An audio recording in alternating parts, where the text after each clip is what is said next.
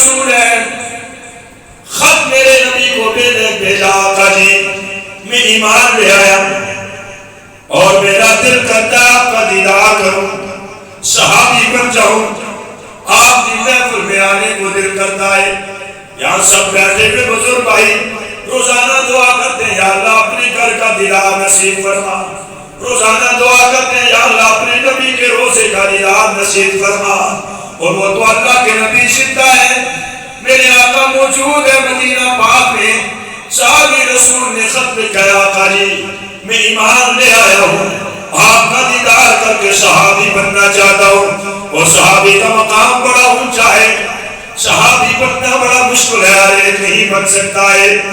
میرے آقا کے پاس خط آیا، آقا صلی اللہ علیہ وسلم نے خط پڑھا، صحابی کا سلام پڑھا، محبت سے اس کا خط پڑھایا، نیچے آخر میں نے کہا آقا جی ایک وجہ ہے کہ میری ماں بوڑھی ہے، ماں بوڑھی ہے، خدمت والا کوئی نہیں، ماں کی خدمت والا کوئی نہیں، باقی اور بات کوئی بھی نہیں، آپ اجازت دے دیجئے میں آپ کا دیدار کرنے کے لیے آنا چاہتا ہوں۔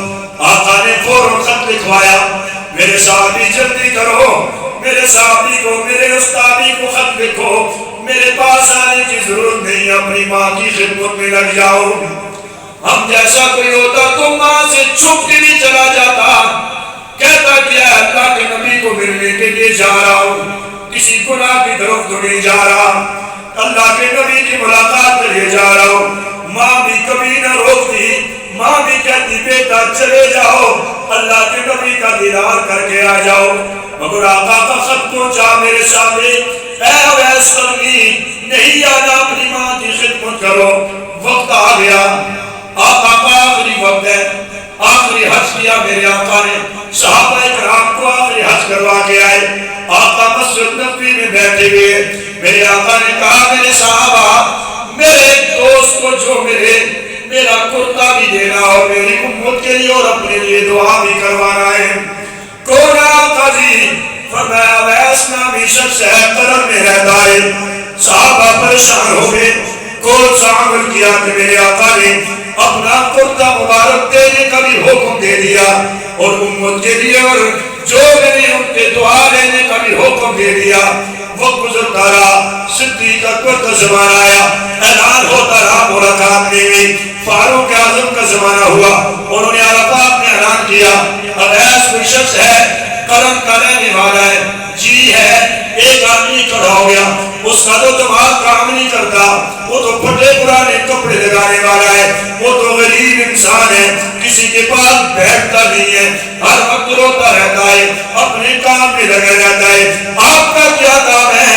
فاروق اعظم رونے لگے، پاگل کو نہیں، آپ کو سمجھ نہیں آئی کہ اس کا مقام کتنا اونچا ہے، کہاں ملیں گے؟ عرفات میں چلے گئے، اونٹ چل رہے ہیں، اویس قرنی اللہ کے حضور سجدہ کر رہے ہیں، علی المرتضیٰ بھی ساتھ ہیں، فاروق اعظم بھی ساتھ ہیں، پیچھے بیٹھ کے سلام پھیرا، علی المرتضیٰ نے سلام عرض کیا، پوچھا کون ہو؟ نام بتاؤ، فرمایا میرا نام عبداللہ ہے۔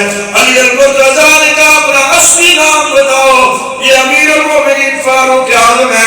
اویس قرنی کھڑے ہو گئے، زاروں قطار رونے لگے، ہاتھوں کو بوسہ دینے لگے، پیشانی کو بوسہ دینے لگے، بیٹھ کے کہنے لگے یہ وہ آنکھیں ہیں جن آنکھوں نے میرے محبوب کا دیدار کیا ہے۔ کبھی علی المرتضیٰ سے پوچھ رہے ہیں، کبھی فاروق اعظم سے پوچھ رہے ہیں میرے آقا چلتے کیسے تھے، میرے آقا بیٹھتے کیسے تھے، میرے آقا کی باتیں بتاؤ نا، دونوں باتیں بتا رہے ہیں۔ اویس قرنی زاروں قطار رو رہے ہیں، روتے روتے داڑھی تر ہو گئی، فاروق اعظم نے ہاتھ پکڑے، ہاتھ پکڑو کہا اویس قرنی ذرا خاموش ہو جاؤ، ہماری بات بھی سنو نا، کیا کہنا چاہتے ہو عمر؟ فرمایا رسول اللہ صلی اللہ علیہ وسلم نے اپنا کرتا دینے کا کہا، یہ میرے آقا کا کرتا مبارک ہے، یہ بھی لے لو، امت کے لیے دعا بھی کرو، میرے لیے دعا بھی کر لو نا۔ زاروں قطار رونے لگے، کیا وجہ ہے؟ آپ تو خلیفۃ المسلمین ہیں، آپ کے لیے میرے آقا نے دعا کی، علی المرتضیٰ آپ آقا کے پاس پر پھسنے والے ہیں، آپ نے ساری زندگی محبوب کے پاس گزاری ہے، کیا وجہ ہے مجھ سے دعا کروا جا رہی ہے؟